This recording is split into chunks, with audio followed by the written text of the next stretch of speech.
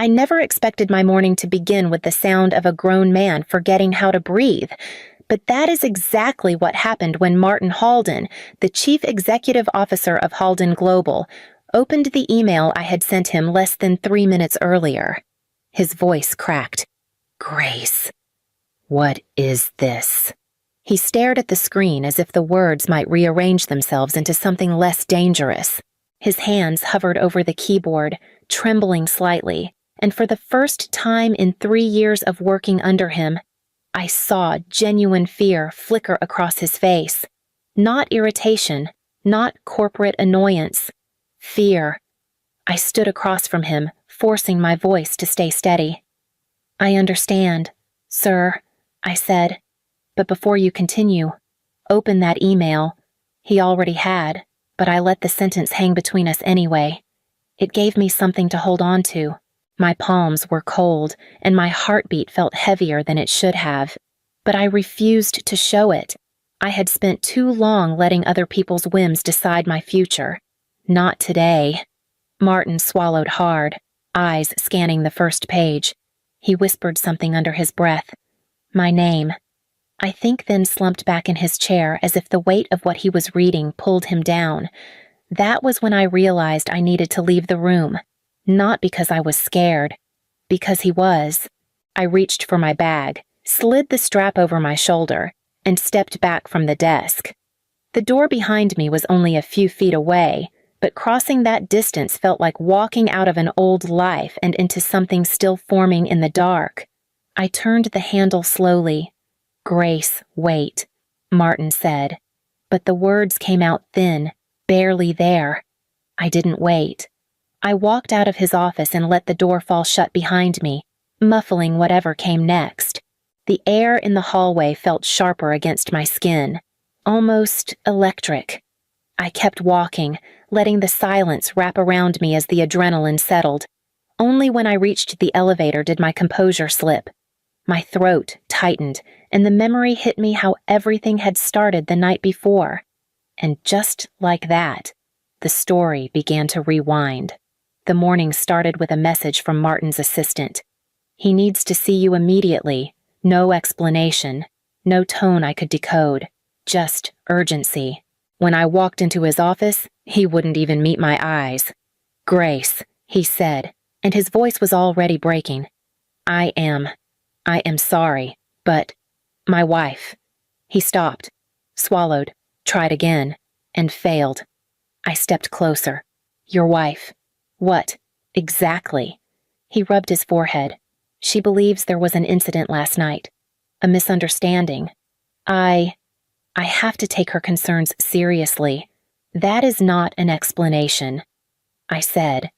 "That is a sentence that avoids an explanation." He flinched. "It is complicated." "It really is not," I said quietly. "Just tell me the truth." He didn't. He couldn't. He just shook his head like the words were too shameful to say out loud. Before I could push further, someone else entered Dana from HR, stiff as a mannequin, carrying a printed packet. "Grace," she said, "today we're conducting a transition meeting. The decision has been made based on performance alignment and departmental restructuring." Martin winced at her lie. I watched him sink into his chair. I looked at Dana. "My performance has been rated exceptional for 3 years. There is no restructuring. You know that." Dana cleared her throat. "This is what I am authorized to communicate." "So no one can say it?" I asked her. "No one can say why this is really happening?" She lowered her gaze. Martin squeezed his temples like the silence was crushing him. I stepped back from both of them. "All right," I said.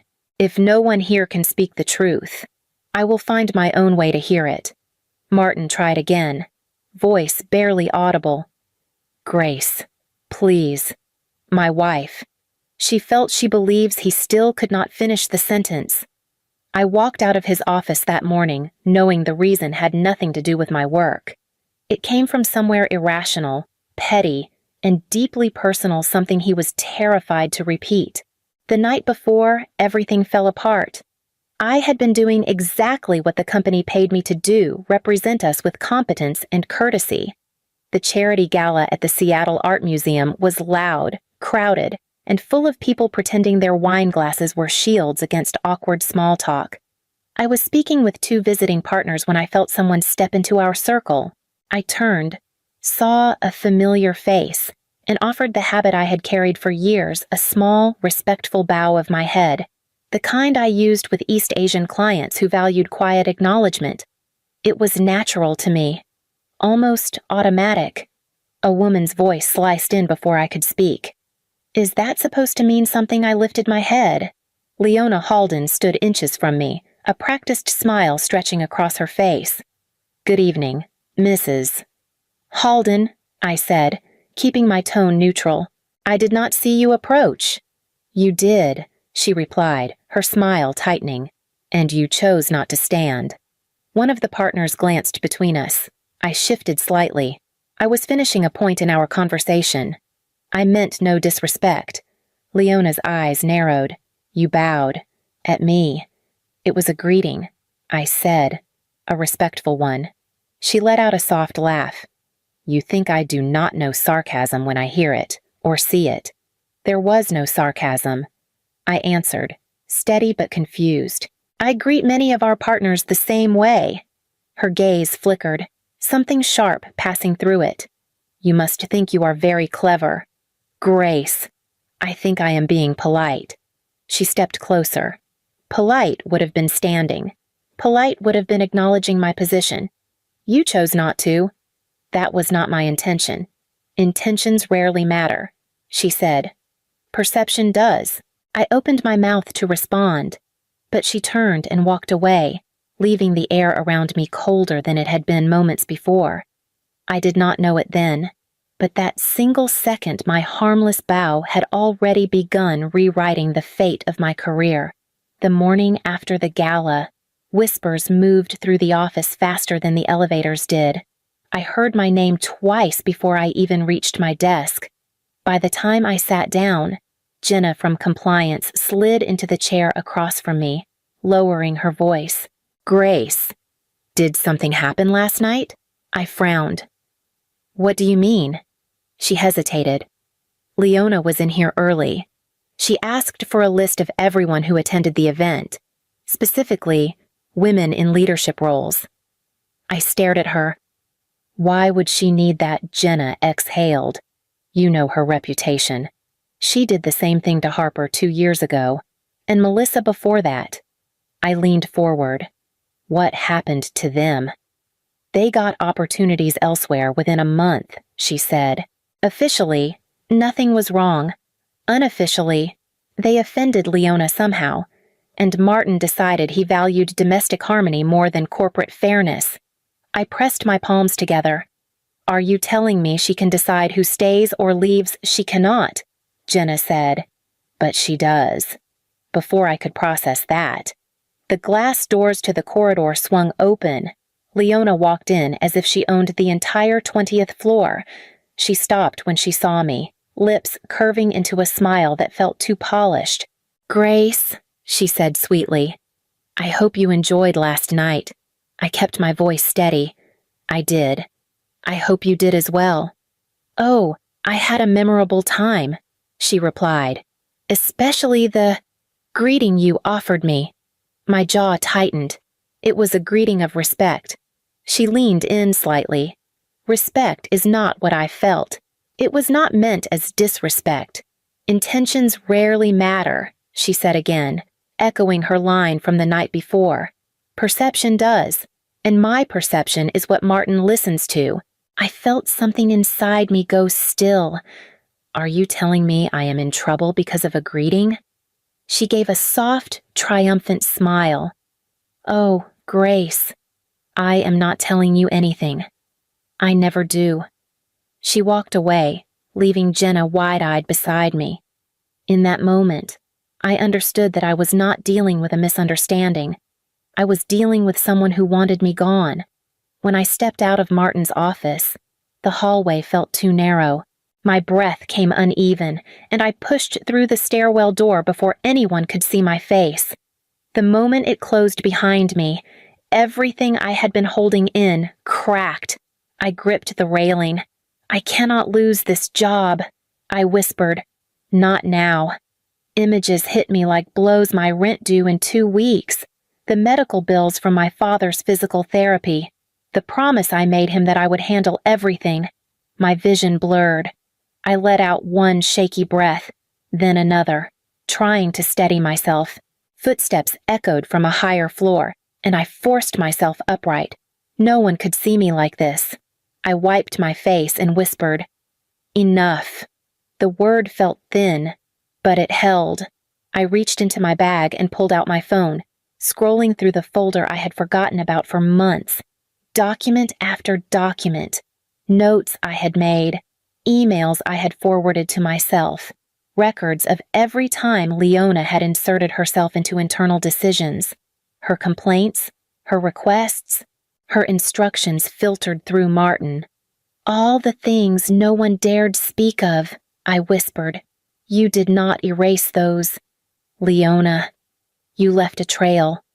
A memory surfaced last winter's town hall meeting, when Halden Global bragged about its new anti-nepotism governance standards. Pure transparency, they called it. No interference from family members of executives.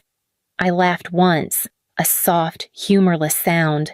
They had practically written the rule book for their own downfall. My fear did not disappear, but it shifted, sharpening into something steadier.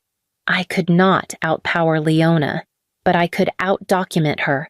I could use the very standards the company displayed like trophies. I slipped my phone back into my bag. The stairwell suddenly felt different, less like a cage, more like a starting point. I pushed open the door and walked back into the hallway, no longer running from anything.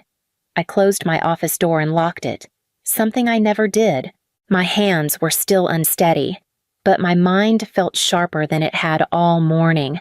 If they wanted to pretend this was a performance issue, then I would show them exactly what performance looked like. I opened my laptop and pulled up the folder I had built without even realizing it. Each file carried a memory. The first was an internal memo from 6 months earlier. I clicked it open. Please reroute all international approvals through me.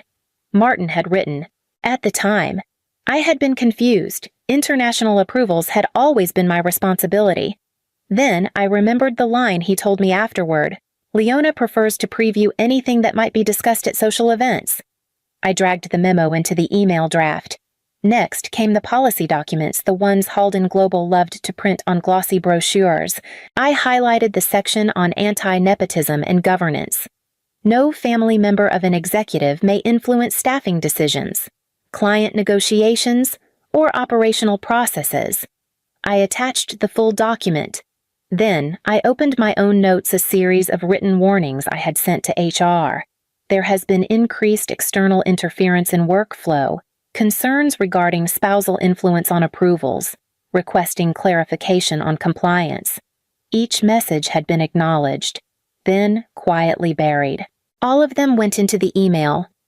Finally, I hesitated before opening the last file, the recording. It was from 2 months ago, captured automatically during a meeting with HR where one of the managers slipped. Look, Grace, when Leona has feelings about something, we all just try to adapt. It is easier this way. Under Washington's one-party consent law, the recording was legal. I placed it in the email without labeling it. When I looked at the draft, it felt like staring at the underside of the company, every hidden thread pulled into the open. Not a threat, not a plea.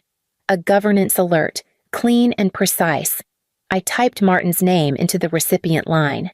Then I hit send and sat still, listening to the quiet hum of my computer, knowing the real fallout had finally begun. When I stepped back into Martin's office, the air felt heavy enough to push against my ribs. Dana from HR stood beside him, holding a file she clearly wished someone else would carry. Martin cleared his throat. Grace, as we discussed earlier, this decision is final. My wife. I lifted a hand. I understand. Sir. His relief flickered too soon. But before you continue, open that email. Dana's eyes shot toward me. Martin frowned. What email? The one I sent less than 5 minutes ago? He glanced at his screen, clicked once, and the room changed. What is this? He whispered. Grace. What is this? I did not speak. It would have softened the blow, and he did not deserve soft. He scrolled, jaw tightening, breath thinning. When he reached the attached recording file, his hand froze over the mouse. Dana leaned closer. Martin, is this accurate? He shut his eyes, shoulders sagging. This cannot leave this room. It already left the room the moment you fired me for someone else's feelings, I said quietly. He looked at me then, really looked, and panic cracked through his composure. Grace, the board cannot see this. They will think I have not sent it to the board, I said, but HR has now seen it, and HR cannot pretend it does not exist. Dana stepped back, her voice small but firm. We cannot terminate her. Martin, not with this. It would violate every governance rule we have. Martin's voice dropped to a rasp. Grace, please. You do not understand what this means for my leadership. I understand perfectly, I said, and I also understand what your silence has meant for mine. No one spoke for several seconds. The quiet felt deeper than any argument could.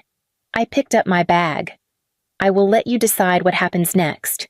Then I walked out, steady and silent, leaving Martin trapped in the consequences he had tried so hard to hide. I was packing the last of my things when Jenna from compliance slipped into my office and shut the door behind her. Grace, she whispered, do not leave the building yet. I turned. Why not? Her expression tightened. Someone sent your evidence packet to the board of directors. Anonymous sender. It was not you. Right, no, I said. I never sent anything beyond that email to Martin. Well, she continued, the board has it. All of it. They called an emergency review 30 minutes ago. My heart thudded. Martin is already in there. Dragged in, she said, and Leona showed up uninvited. I followed her to the end of the hallway where the conference room blinds were half drawn. Muffled voices spilled through the crack under the door. A board member's voice rose first. Mr. Halden, explain why a senior employee was terminated for what appears to be a personal dispute initiated by your spouse. Martin's answer was low, desperate. There was miscommunication. My wife believed Leona cut in sharply. I believed nothing. I knew that woman mocked me.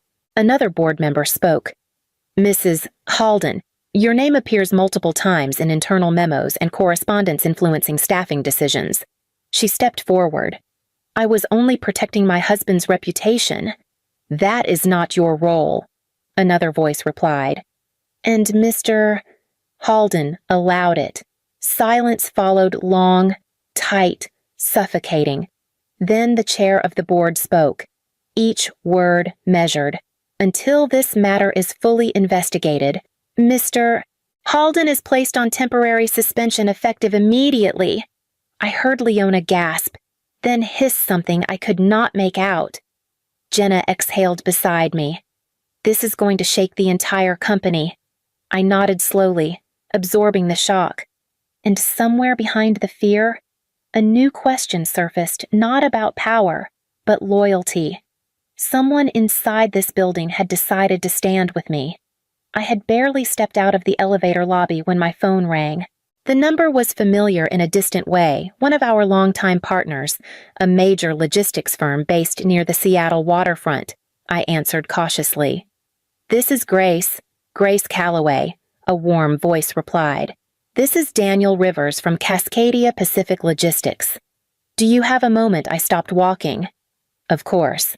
I imagine things at Halden Global are turbulent today, he said.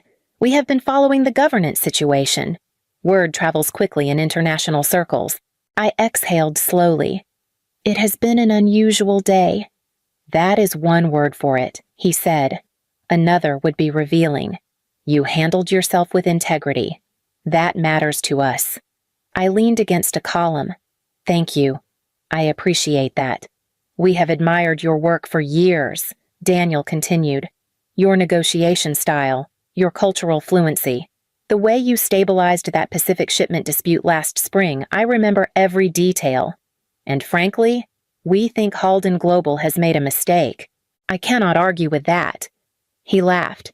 Then his tone softened. Grace, we would like to speak to you about a position with us. I blinked. A senior role, he clarified. Director of Pacific Trade Operations.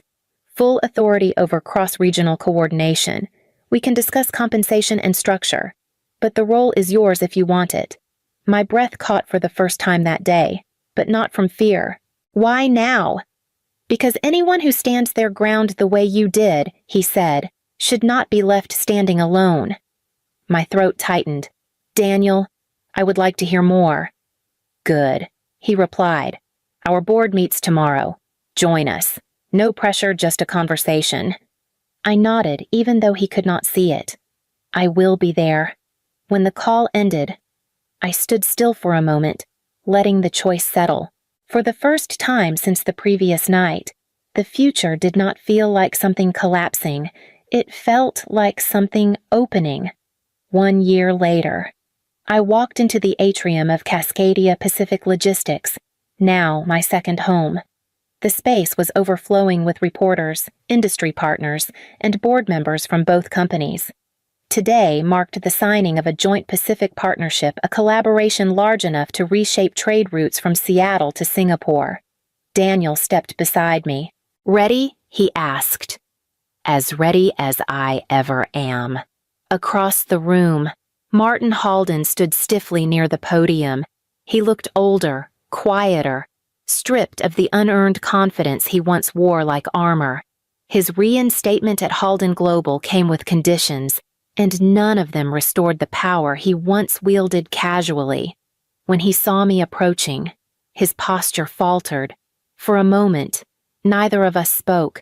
Then he did something I never expected. He bowed, a small incline of his head. Simple, unembellished, honest. Not the dramatic gesture Leona once demanded from the women around her, not the brittle acknowledgement he had given me years ago. This was something else entirely, a man recognizing the damage he allowed, and the role I played in bringing it to light. Director Calloway, he said softly, thank you for being here. Chief Executive Officer Halden, I replied, steady and calm. He extended his hand. I took it without hesitation. There were no apologies, no explanations, no revisiting the past, because the past no longer held any leverage. I had already stepped beyond it. Leona will not be attending, I asked. Martin shook his head. She is not permitted at internal functions anymore. Board directive. I see. Daniel called my name, signaling the ceremony was about to begin. I released Martin's hand and walked toward the stage, my steps light. As the cameras flashed and the agreement was signed, I felt something settle inside me, an ease I had not known during all my years at Halden Global. When the event concluded, I stepped out into the cool Seattle air, and for the first time, I realized I was walking away from that building with nothing left to carry.